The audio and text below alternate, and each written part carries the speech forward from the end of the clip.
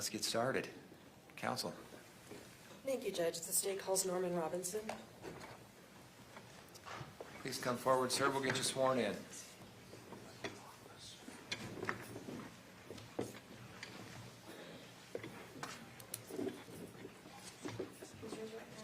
You do solemnly swear the testimony you shall give in the case now before the court will be the truth, the whole truth, and nothing but the truth, so help you God. Thank you. Come on up and have a seat. May I rearrange your podium, Judge? Yes, please.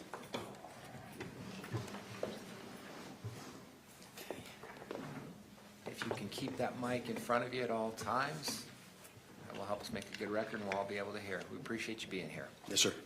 Ms. Thomas. Thank you, Judge. Good morning. Would you tell us your name, please? It's Officer Norman Robinson, How do you spell your last name? Robinson. And it's probably fairly evident to the jury what your occupation is, but I will ask you for the record to tell us that.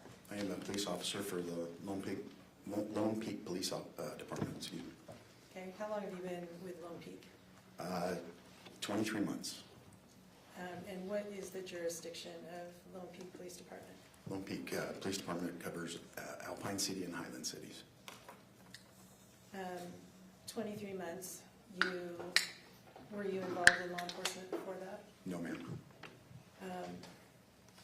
What do you do to become a police officer? Well, in my case, I sold my company, decided to make a life change to serve my community. Lost 100 pounds, started working out, went to school, went to the academy, 9 months of the academy. And in the academy, we have to pass with 80% or higher. And so I was the real life rookie, so to speak, at 46 years old going through the academy. So. You mentioned the academy. What is the academy? It's post-training. It's academics, it's defensive tactics, it's firearms, it's everything you need to know to qualify to become a police officer. And is there a certification associated when you complete that? There is. It's the LEO certification. LEO meaning law enforcement officer. Yes, ma'am. And is that required to be a law officer in It is. Utah? Are there any requirements to continue that certification? Yes, there's 40 hours a year required training through post that you have to do every single year. Yeah. And post stands for what? Okay. Sorry. Police officer I'm super standards and nervous. training? Yes, yes. I know that's leading. It's a completely different career than what I had before, so Okay, and so when you first joined a law enforcement agency, which you did just under 2 years ago, is there a period of training that's associated with that? yes, there's on-the-job training that they do for 12 weeks. Okay, It's called FTO training. and what is associated with that? It's on-the-job training, so you ride with an officer and you just slowly increase your responsibilities as you become proficient with each call. Had you completed your on-the-job training at the time of this incident in August 2024? I did in July, So just before? just before. Okay. And so let's turn to that night. Were you on duty on August 12th, 2024? Yes, ma'am. What happens? What does being on duty entail? We receive calls from dispatch through our mobile CAD system, and we just answer calls for the general public for whatever needs arise. And are you driving around or hanging out at the police station, or what do you do? Generally, we are driving around patrolling, being visible for our community members to see us out and about. Do you have a partner with you in the vehicle or not? No, once you are off FTO, you're on your own. Okay. So you said you were on duty on August 12th. What first came to your attention that brought you into this case? It came out as a medical call. We respond usually with medical in case the patients need some restraining or if they have any issues. Oftentimes we respond because we are in smaller vehicles, faster vehicles, and we can get there first, and we're first aid certified to be able to respond and handle acute issues. Were you designated specifically to respond to this call, or was somebody else? Officer Jorgensen was the initial officer. I went to assist. So when you receive a dispatch, do they specify a particular officer? Generally, they'll call a specific officer and assign it to them. All right, and then why did you assist? It came out as a medical, and just the call details, it sounded pretty serious. And so we usually just try and get there as quick as we can to help. What were the call details that sounded serious? That she was labored breathing, sounded like she was drowning. Basically like a full arrest type situation. All right, so you proceeded to the location. Did you arrive, what order did you arrive in, do you call that? EMS had arrived right before us, and Officer Jorgensen and I pulled up just about the same time. I parked right behind him. And by EMS, you're talking about emergency medical services? Yes, ma'am. Paramedics, fire department. All right, let me show you Exhibit 26. It's already been admitted. And these take a minute to warm up, so just give it a second while it blinks on and off.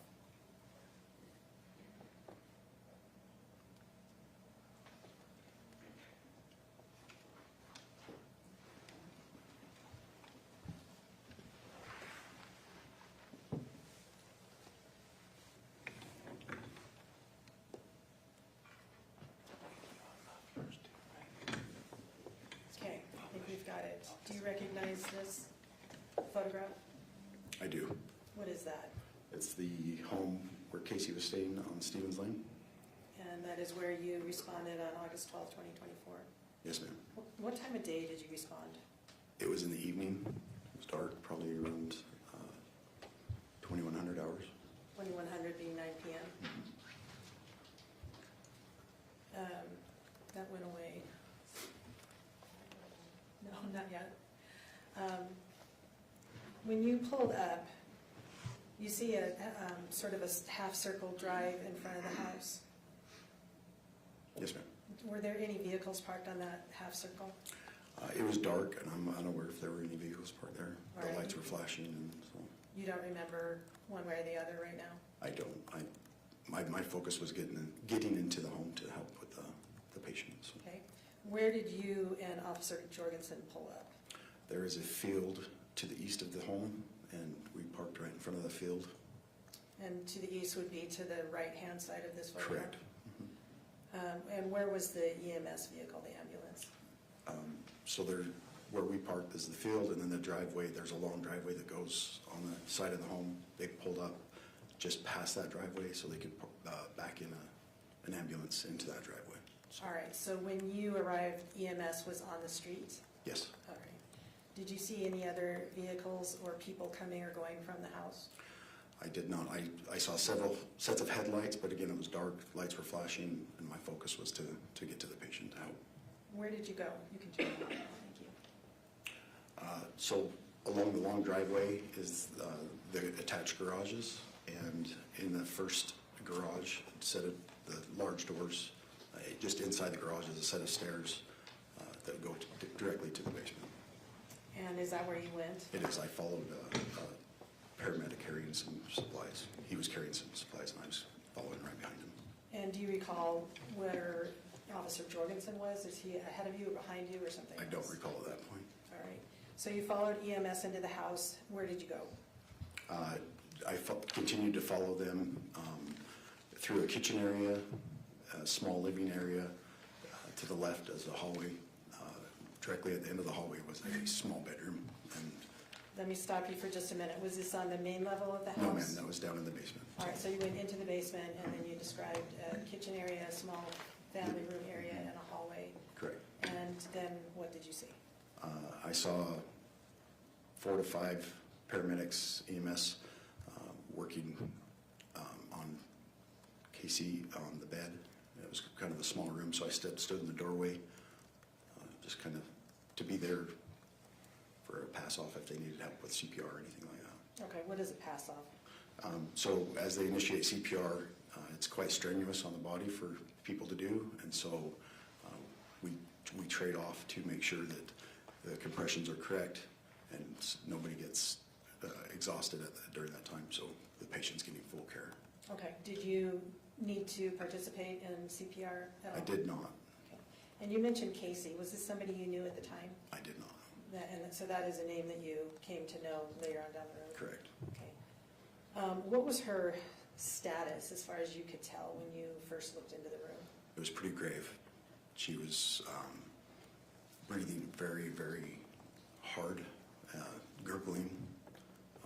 It was, as a new officer, being exposed to that, it was a sight. It was extraordinarily violent breathing, in my opinion. And did you note or notice anything particular in the room as you were watching the EMTs do what they needed to do? They were just fervently working on her to the head of the bed by the, there was a lazy boy to the head of the bed where Casey's head was. I remember one of the EMTs pointing to a syringe on the floor, asking if she was diabetic. I was unaware at that point if she was or not. And he lifted that up, put it on the nightstand so they wouldn't step on him, because it's a tiny room and it was quite crowded with 5 to 6 grown men in there. So Let me show you in exhibit, it's 164.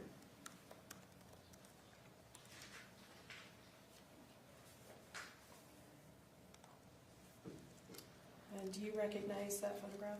yes, ma'am, that's the syringe the fireman placed on the nightstand there. Where is the nightstand in conjunction with the bedside, the recliner that you mentioned and the bed? So you have the recliner is against in the corner of the wall, the bed is on the wall, and the nightstand is would be to the right of the recliner. Okay. As you enter the room, it would be on your left side. Okay, gotcha. All right. And does that accurately reflect what you recall seeing the EMS, where you saw the EMS put the syringe as they were working on the patient? Yes. State moves to admit exhibit 164. Mr. Williams? No objection, I'm just looking for the original witness list put up here. Court Or received, exhibit list, I apologize. court received states 164 was published. Yes, please.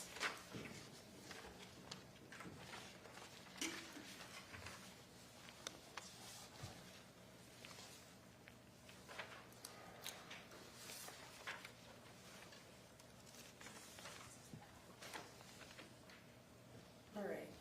How long were you there, standing in the doorway before EMS completed what they needed to do?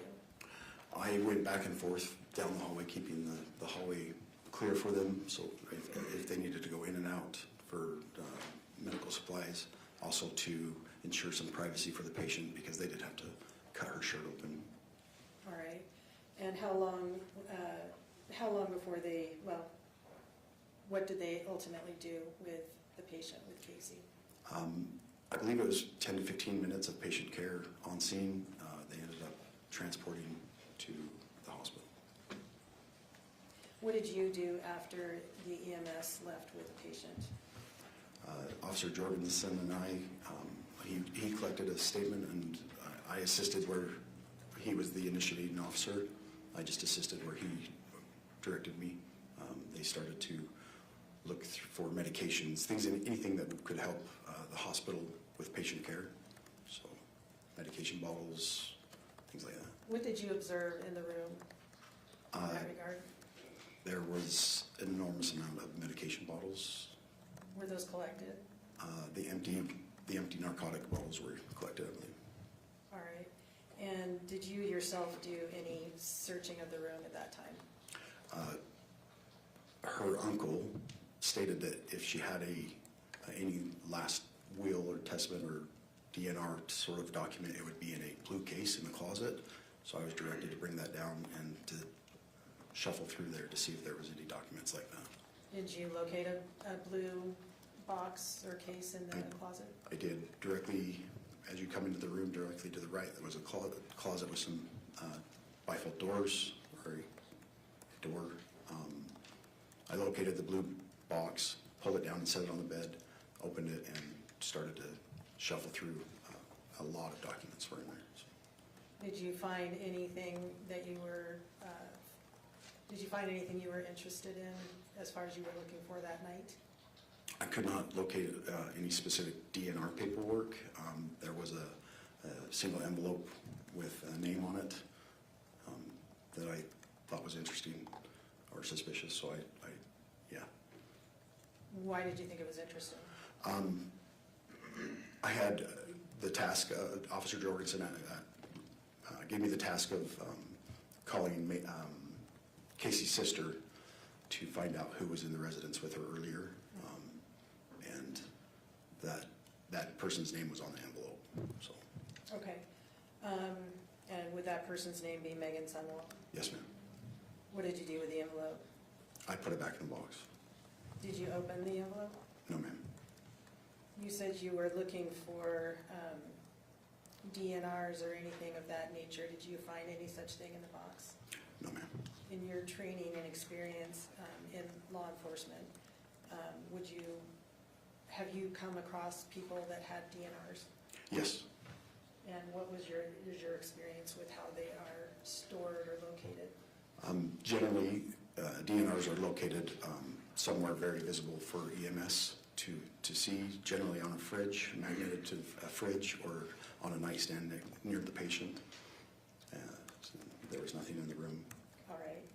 Did you happen to notice whether there was a box or a basket of snacks in the room? No, ma'am, I didn't notice that.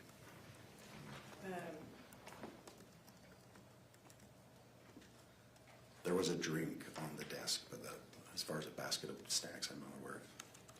The drink on the desk was at the same table that we just looked at, or is that a different, No, it's a desk to the far right of the room. on the opposite wall from where Correct. you saw the syringe? Yes, ma'am. All right. Did anybody wait or speak to EMS that you noticed that had been present at the time of this medical emergency? No, ma'am.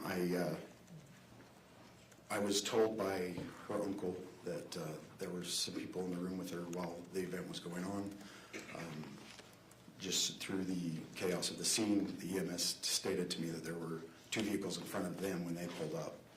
So that was the only people that I knew of that were still that were there that were not present at the time, though. In your training and experience as a law enforcement officer, is it typical for people to leave the scene when a medical emergency is happening? No, not at all. Why is that important? Well, even just out of morbid curiosity, people tend to flock to emergency vehicles and to watch what's going on. And so I, as a new officer and just as a layperson, was a little astounded that somebody left the scene while this was all going on. All right. Is it important to EMS, as far as you're aware, to know what had happened to a patient that brought them there? Absolutely. EMS needs to know the lead up to the event so they can treat the patient properly.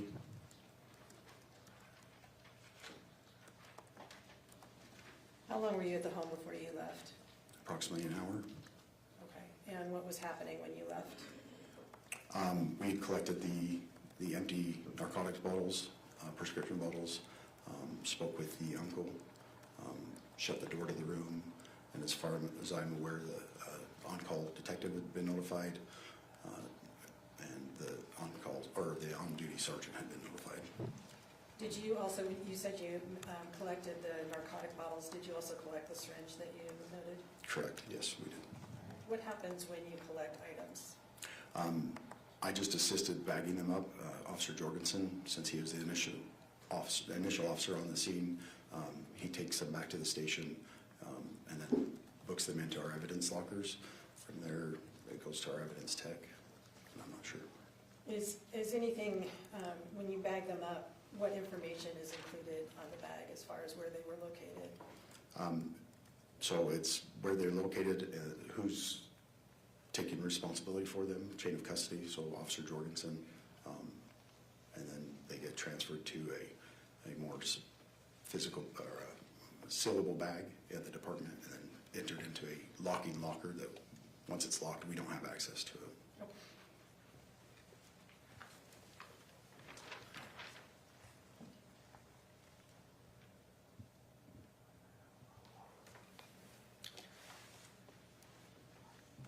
Officer, in your training and admittedly fairly limited experience, have you responded to other medical emergencies or situations?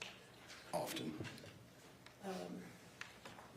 In those circumstances that you mentioned that you have seen DNRs to be in place, do you verify if they exist or offer care regardless of whether there's one there? Generally, that's EMS that takes care of that, but we're on scene to assist them in looking for those documents or participating in patient care while they look for those documents. And absent an obvious one that you mentioned is typically on a refrigerator, bedside table, or something like that, would care be automatically offered or suspended until that's confirmed or denied? So generally, when we arrive on scene, if there are people there, we get directive from them. If they, generally the people that are near the patient will know if they have a DNR, and will direct us straight to the DNR. Okay, all right. How do you confirm when there's, if there isn't a visible copy of one, what do you do? If there's not a visible copy, we assume that there's not a DNR and we initiate patient care. Thank you.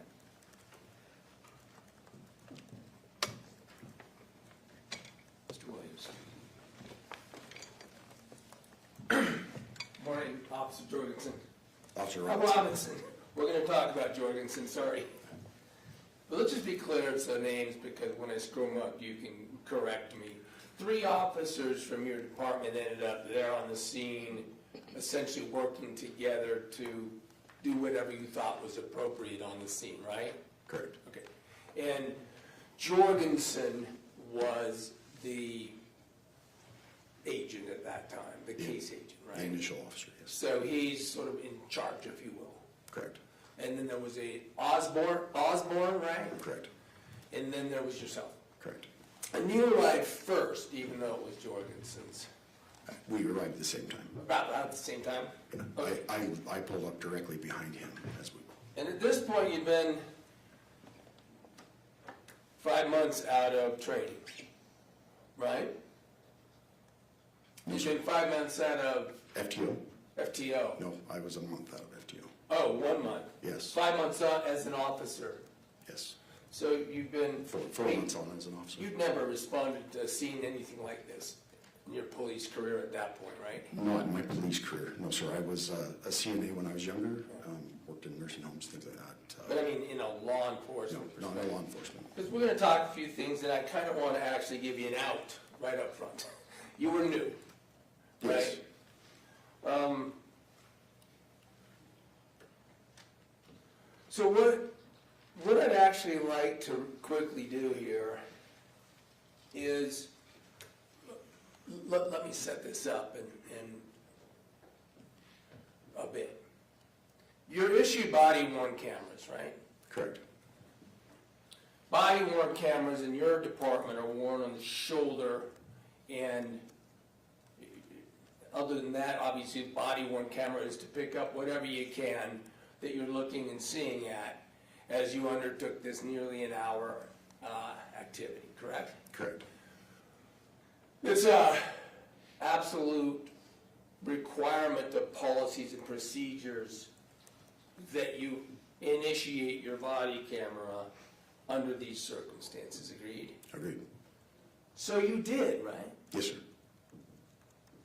And then you turn off your body camera at the end of this activity. In other words, when you're going to leave the residence, is that when you decided it was, Yes. you could turn it off? You were also issued telephones, right? Correct. And those are telephones you could take evidence with, correct? Correct. For instance, photographs. Yes. We're going to get to all that in a minute, because I know that you know what's coming. That even though you followed your body cam policy, created an entire body cam that we could review and see exactly what you did, it got destroyed before this trial, right? Yes, As a matter of fact, and you didn't destroy it, right? no, What you did is you logged it, you uploaded it to something, because that's what body cam footage is supposed to be done with, right? correct. Now, when you uploaded the body cam video, it sounds like we've uncovered the fact that you uploaded it with the wrong tag, is that right? No, sir. So when you uploaded it in the manner that you would expect to go into evidence to be used for a criminal case, right? No, sir, at that time, it was a medical call. Right, so I guess that's my point. When you uploaded this, regardless of whether it was a medical call, you're required to take that evidence. Can we agree body cam evidence is pretty important? Yes, sir. And that's why you have policies that require that you take it, you use it, you keep it on, and you preserve it, right? Correct. And so what did you do to preserve it?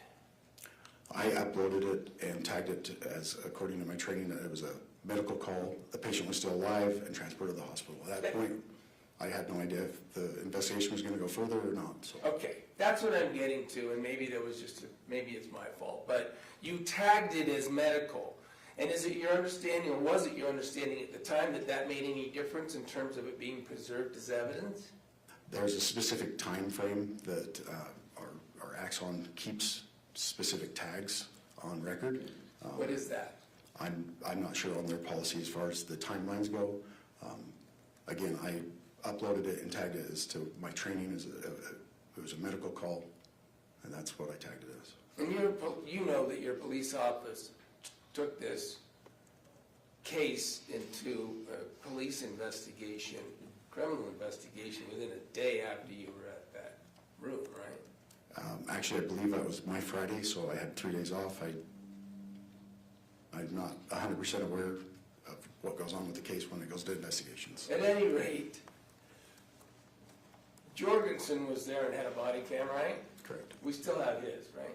Correct. Osborne was there and he had a body cam, correct? Correct. We still have his, right? Correct. And I'm not trying to beat you up on it, I'm just trying to help everybody understand and give you an out, actually, that you uploaded it in a way that it could have been preserved, but apparently tagged for something that purged it at some point. And that's why you haven't been able to review it even yourself, right? Correct. Okay. But you did review, I mean, at least we have a couple other officers, and they were around in the same room, house, area, vicinity of you, that you were in, right? Yes, we were all together. So at least we have theirs, and in fact, didn't you review Jorgensen's Yes, body camera in preparation for today? I did. Since you didn't have your own to review, fair to say. I also read the report from Detective Farney. She reviewed the body cam, so Yeah, Farney got to see it before it got destroyed, right? I believe so, yes. Okay, and I apologize. Detective Farney got to see it, I'm sorry. Okay, well, what I'd like to do is play a little bit of Jorgensen's. Because, did you know, I mean, were your responsibilities essentially mostly finished in this case after you left the room? Yes or no? When I left the room, yes. Yeah. Then,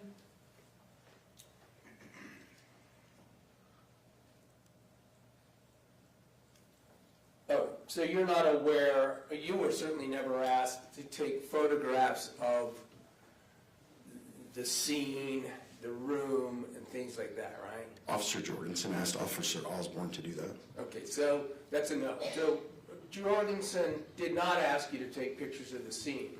Correct. We're going to get to, in a minute, to the pictures you were asked to take. I think you spoke a little bit about it, maybe. Well, let's go there real quick. You were asked to take pictures of certain evidence, right? No, I took one picture of the whole scene. It was after I discovered who was in the room, so I had written it on my notepad, and the envelope I found in the blue box had the same name, so I took a picture of my notes and the envelope. only took one picture With my phone? issued phone, yes. We've since learned that that's got destroyed or can't be found either, right? We were issued new phones. I did an upload of all my old material onto my new phone, and there was a few months of the Google Photo Drive that did not upload. And So the answer- I was unaware that it did not upload, so yes. The answer is yes. The photograph you took is also now not available for us, right? Correct. All right. You don't know this, I guess, but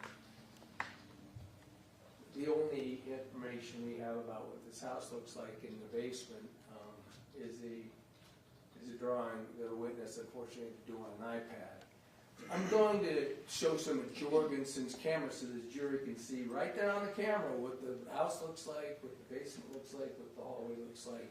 And I'm going to ask you to confirm that it's what you've seen too for the foundation, unless there isn't any objection to playing. I don't object to that. Okay, and we're going to do it without the sound. Purpose of playing this is to show what you did and saw, and then we'll talk about what you heard and learned, okay? All right, you can stick that up. I'm not seeking to mark this. I'm seeking to use this video as illustrative with this witness. Can we mark it as demonstrative for record purposes down the road? Which exhibit is it? E? F? Thanks, Chelsea. Exhibit F, thank you. That's good. Let's get ready for that mistake all the way through trial. All right, F.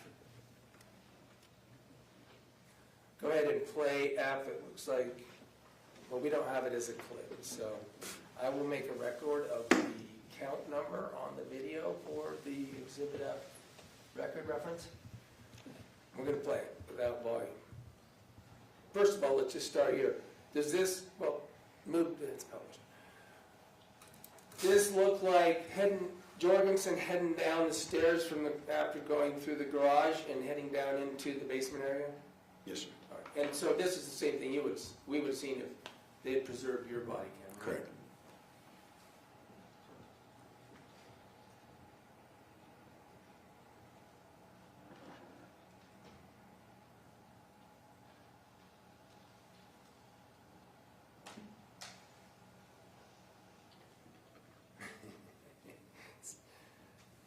All right.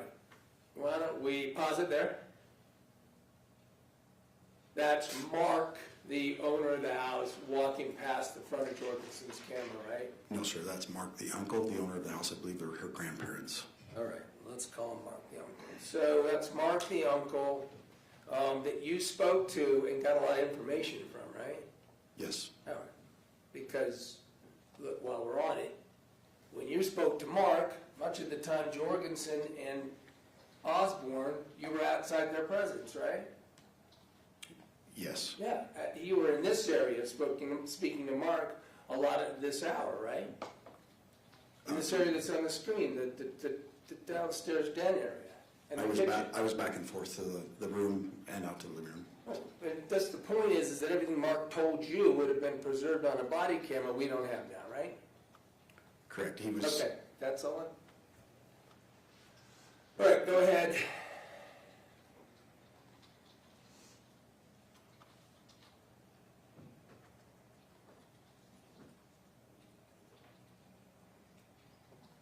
All right, we're walking down. You can see Mark's father there on the left with the red cap, right?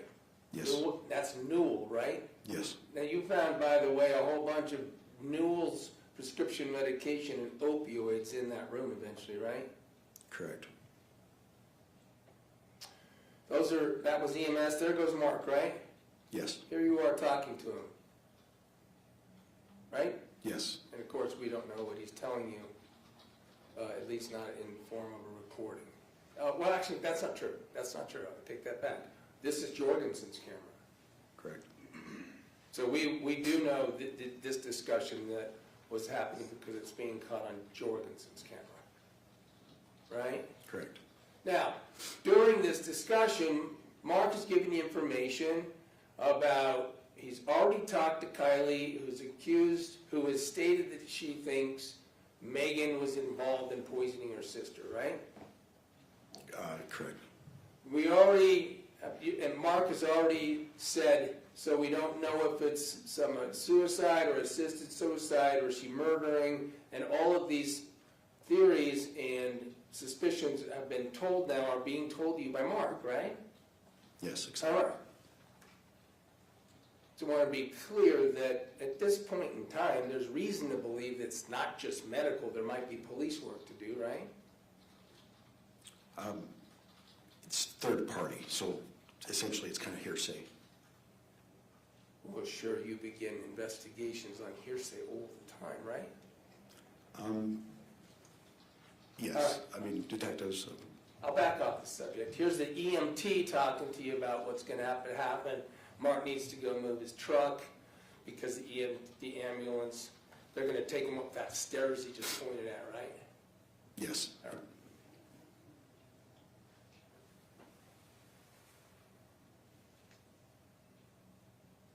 You're off the picture. This is Jorgensen talking to Mark, right? Correct.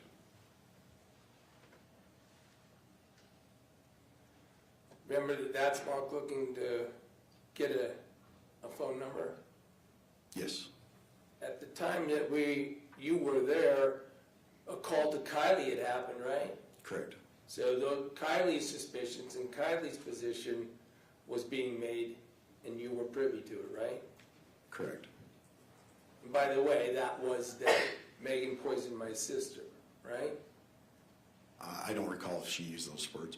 Did you know at this time that you just talked about calling to leave the scene of medical? Did you know that they'd been ordered out and that they were going to call the police if Meggan and her father and her mother didn't go? You didn't know at that time that Kylie had said that to them? I was not aware that they were ordered out of the home. And when owner of a home orders you out, you have to go, right? You should. Because, well, it'd be illegal. It'd be trespassing. if Yes, you go. could be trespassed. And that's more than just a trespassing in the park. That's a Class B misdemeanor trespass, isn't it? Objection to the legal conclusion. Mr. Williams? Is trespassing a crime? Yes, it can be. Usually it's a warning first to leave the property. I'm not asking you how you do it. Is trespassing a crime? Yes. Here we are now seeing at, I'll make a quick record, 3:49 on the body camera time at the bottom left. Maybe I better make this record. I don't want the jury, help the jury understand. If we could, up in the upper right, there's a time count too, right? Upper right of the video, you guys have a time counter? Yes, sorry. And then- time's up. that's all right. And then the bottom left is a time counter. It says 4:08 right now, for instance. That's how long the body cam has been on. Okay, so one is the measure of the length of the recording, right? Correct. And the other is supposed to be the date and time you're there. Correct. Now, sometimes those date and times aren't accurate, right? Yeah. All right, go ahead.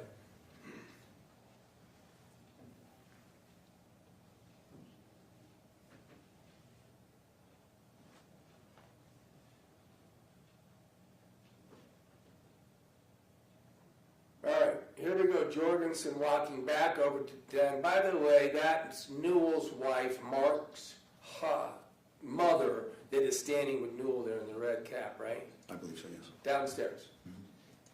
That's a yes? Yes, yes. If there's a way to use the 10-second forwarding. See, this one goes forward 30 and then back 10.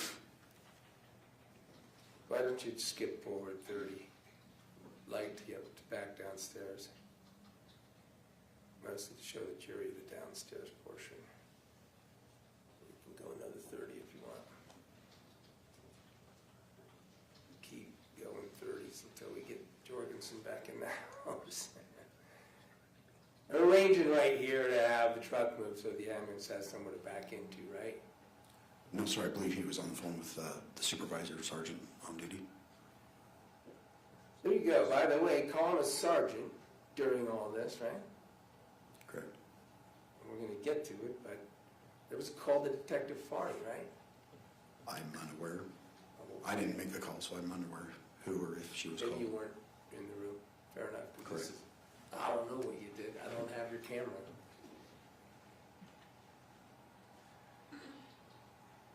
There you are, right? Yes, keeping the hallway clear. This is one interesting situation where you get to see yourself rather than us getting to see what you did. Go another 30 and see if we're going down the hall.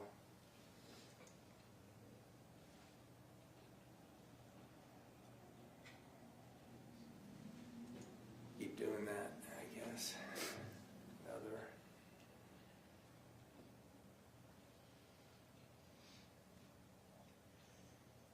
We might need to use Osborne's. Okay, back another 10 or so we can see him walk down the hall maybe. Sorry, Marissa. Let's see what happens here as Jorgensen. So we can see what I want to be able to see what this house looks like. Okay, now there's the hall down to the room at the end of which the patient is, right? Correct. That we know is a decedent. So here's EMTs, 5 of them are in there, right? I believe so. That's Osborne on the left. Yes.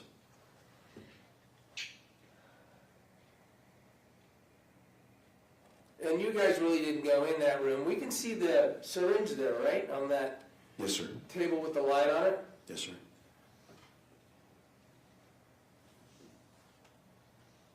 Get a little bit of the room. You guys don't go in there because you don't want to interfere with the EMT work, right? Correct. By the way, the EMTs never asked or any question to you about a DNR. Correct. Generally, they're That's all visible. I have is we're going to move quicker. Back out to the den. All right, let's see if we can forward even dragging, if you'd like, Marissa, to once the EMTs leave. I have my timestamp transcript too.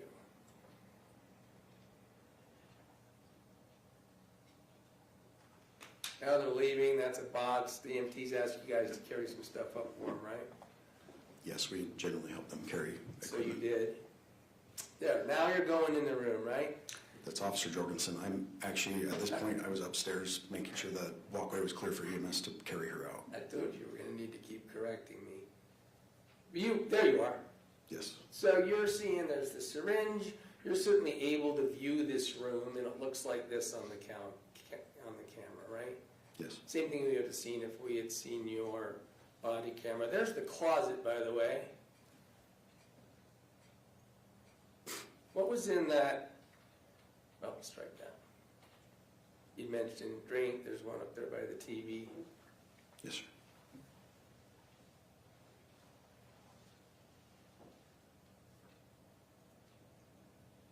That's the bag you're putting the syringe in, right?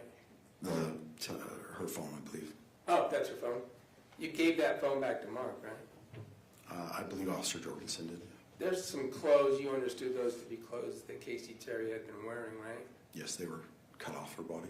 And it was basically sweats, right? I believe it was like a tank top. That green one. Yes. But over that, she was wearing sweats. You don't know. Yeah, I can't recall. Fair enough. And then, go ahead.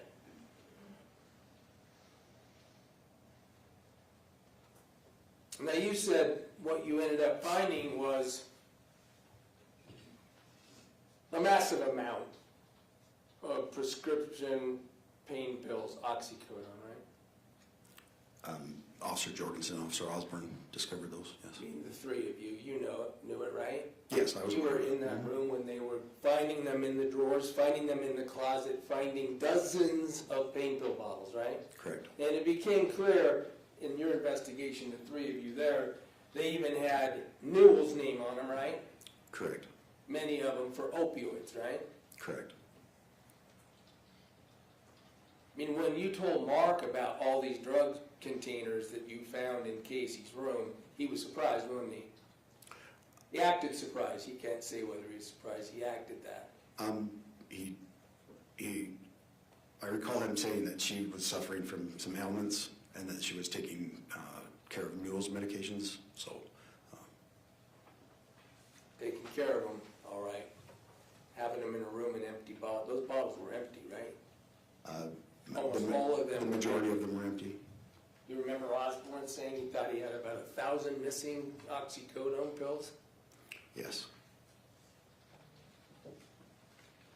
Osborne's looking in the closet now, right? Yes.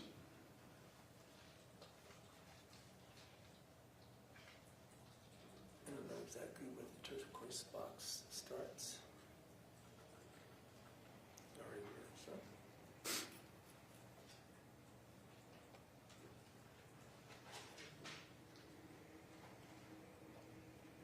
You mentioned this turquoise box, right? In the closet? Yes. Yes. I'm going to get to that subject because that's what we were talking about. You looked through that, right? I skimmed through it, yes. You just skimmed through it, in fairness, right? You didn't, you're just arriving, you're told maybe something might be in there of some importance. Is that fair? Yes. Okay, so it was, I think you said Jorgensen asked you to do that. Yes, it was. We're going to get to seeing you do it. By the way, now you're seeing the pain pill bottles that were pulled from that drawer, right? It wasn't just pain pills, but yes. I'm sorry, medication. Fair enough. There were some other kinds of medication. Yes. Right?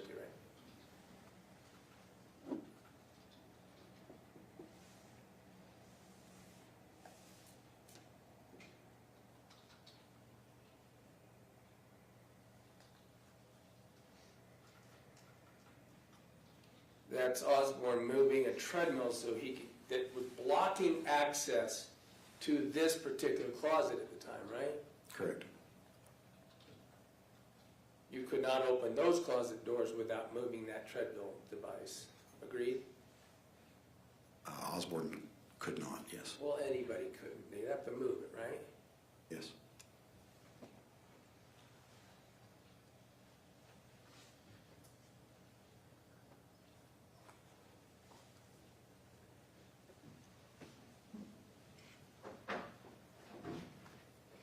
This is Osborne going through the closet, right? Yes. Let's do that.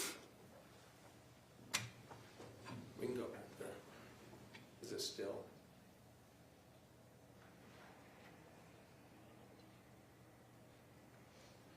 Okay, here we have you reaching up. In a second, we're going to see more fully, but that's the turquoise box, right? Yes. Now you're reaching up, pulling it out. By the way, pulling it out. You're wearing gloves for reasons that include you don't want to leave fingerprints, right? Yes.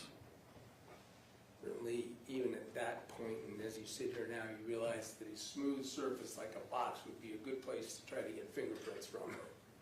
Might be. Well, and there were a lot of, like you said, empty narcotics, and so, you know, All kinds of stuff. yeah, I don't want to get. But on that, oh, yeah, now you're talking about the gloves. It was actually Osborne that said, hey, when you picked up that needle, he said, hey, you should go wash your hands. It was her phone that I grabbed. Phone. Yes, And then that you wash your hands and put those gloves on. I did. Mhm.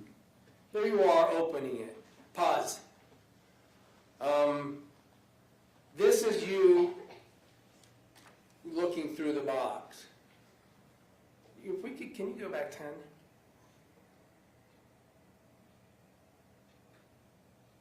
Now, did you know or have you learned that Meggan Sundwall had been told by Casey that there were things for her in this box? Objection, that's hearsay on a whole different level. I can ask him if he knows. It's not going for the truth of the matter, sir. It's going for the involvement of the officer. Overruled. At this time, you didn't know, but as you're investigating, you're talking, I'm just asking if you learned that there was a claim that there were things for Meggan in the box. Let me just ask that. There were a lot of excited utterances going on as far as her name and things, but nothing specifically about that box. I mean, we're going to It get... was correlated to, about Meggan, Fair enough. to me. I interrupted you, I'm sorry. Okay, let's play it. So, we can see in that box, there's, now that's not you looking in there. That manila folder, that's not you looking in it, right? No, that's Officer Jorgensen. As of this day, you don't know what was in that manila folder, right? Correct. You're, looks like cursorily going through some things, looking at things, poking in, you didn't pull. Gonna get to the letter. You're pulling out some documents. Now, of course, at this time, I mean, you don't really have any specific consent to search those items, right? Her Uncle Mark gave us consent to look in the box for a DNR, just for patient care. So As a matter of fact, okay, in fairness, then Uncle Mark had told you you could do anything you wanted in that house and look anywhere and search, right? to me specifically, he said I could look in the box for a DNR. But you knew that he had given consent to the three of you to do what you needed to do and look where you needed to look. Is that fair? In that house? To me, he specifically was the box. And then I went off of the initial officer, what he directed as well, so. All right.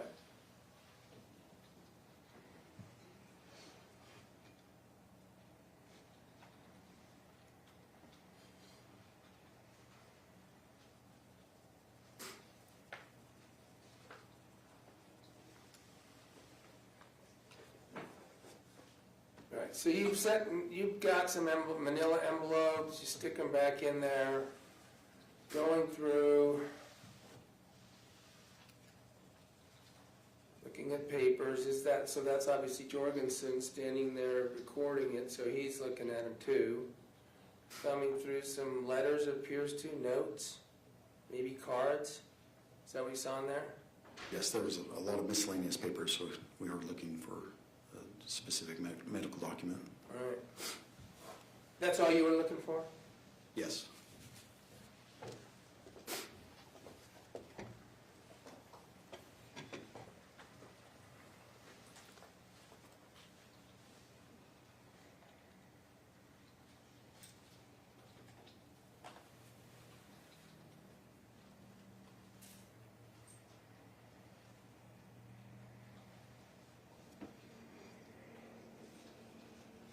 All right. Oh, that was done.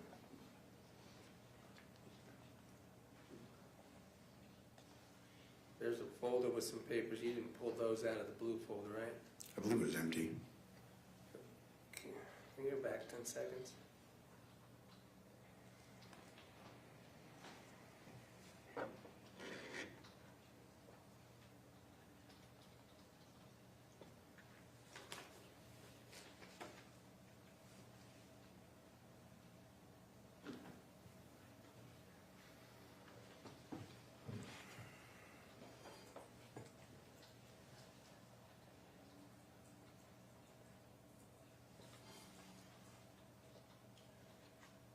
I think we probably didn't get back all the way to it, did we?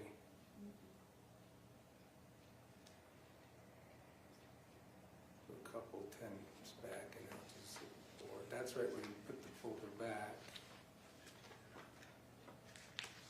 There it is.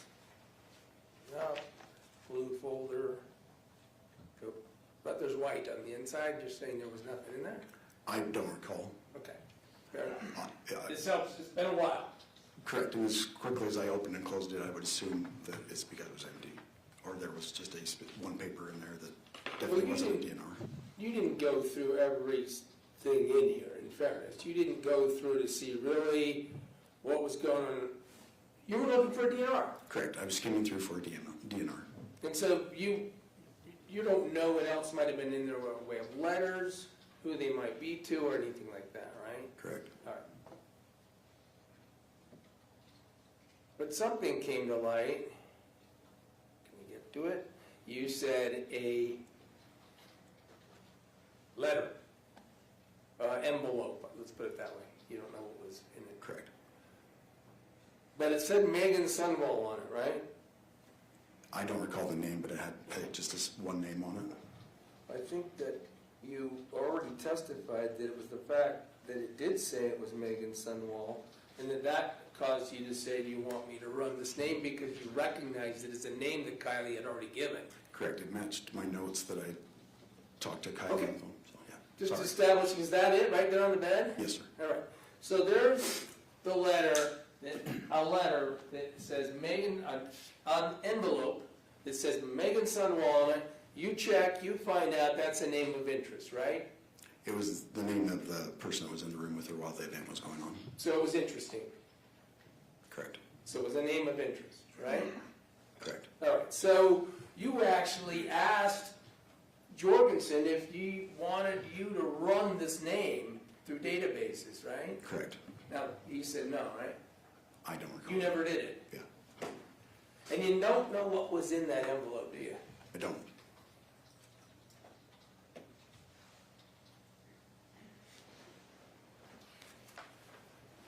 Again, do you recall that, oh, I think you already said, during this time, calls were made to your sergeant, right? Officer Jorgensen, yes, was in contact with the sergeant. And a call made to Detective Farney. I'm unaware of who called Detective Farney or if she was called at that time. You weren't in the room? I wasn't privy to that, no.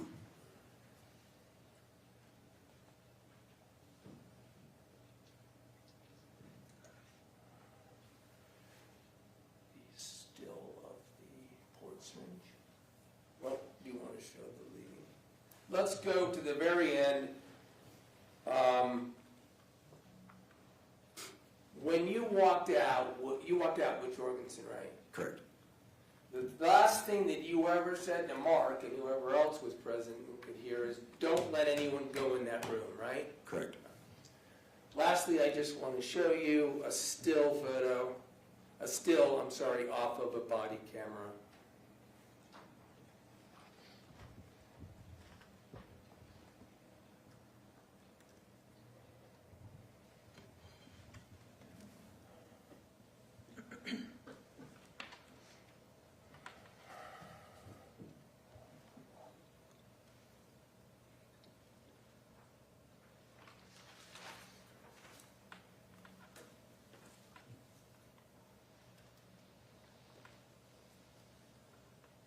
Switch your media. Gotta go to a switch on. Thanks for patience. Do you recall? This shouldn't be published yet. Thank you. See this? You recall standing there? We saw Osborne going through, and Jorgensen to a certain extent. The left-hand closet where it was blocked by the treadmill, right? Yes. You recall that this is the closet that is depicted here on what I'm going to call defendant's G. From that picture? Yeah. No, sir. Do you recall seeing that? That's a close-up picture of medication. I can't there's definitively say that that was the closet just by that still picture. There's something in front of it, right? There's a syringe. Is that right? Yes, there's a syringe on the shelf. Did you ever collect that syringe as evidence? I never saw that syringe.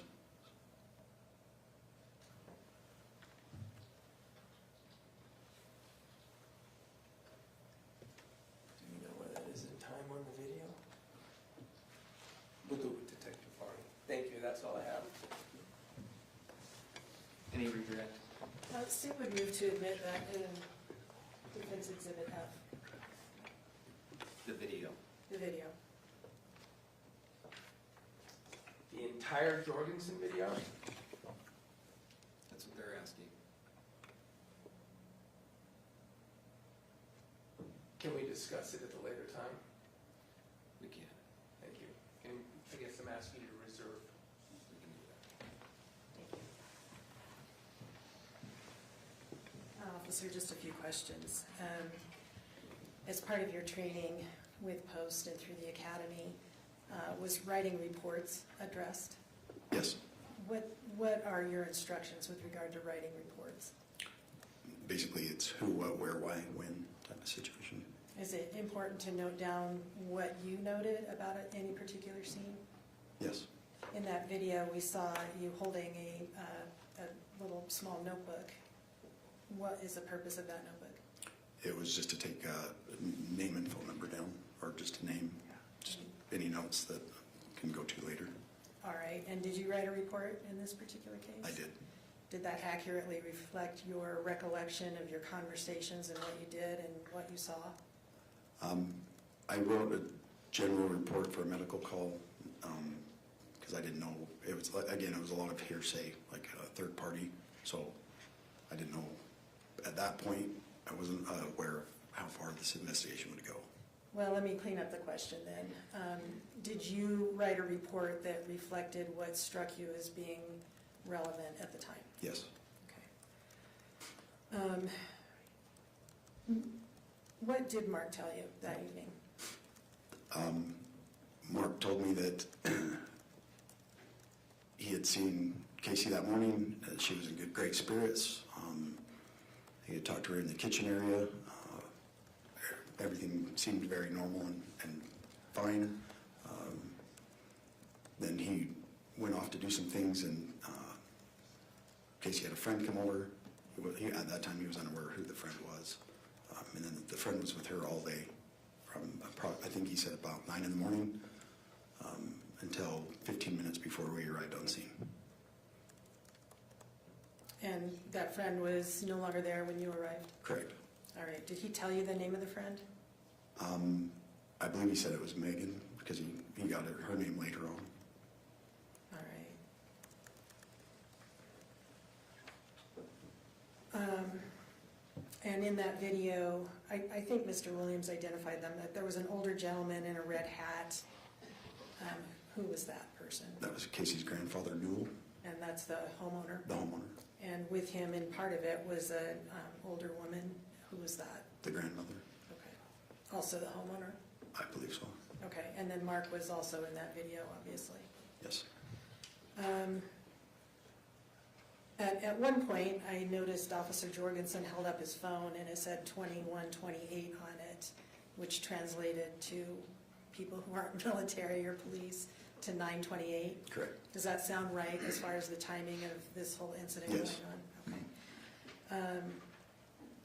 And Mr. Williams asked you about wearing gloves as you were searching that closet, and he mentioned that that is to avoid leaving fingerprints. That's what he said, yes. Would you agree with that? Yes.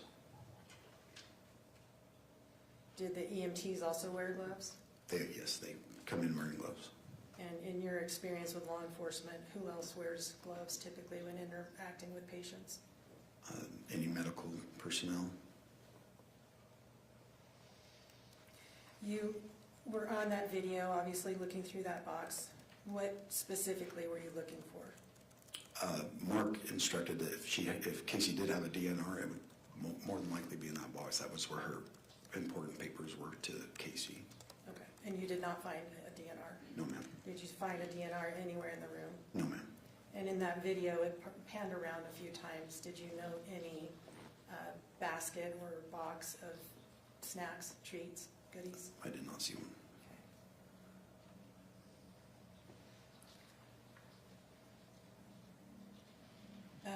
In that last photo, could you put that back up, please? The last photo that you used, Exhibit G.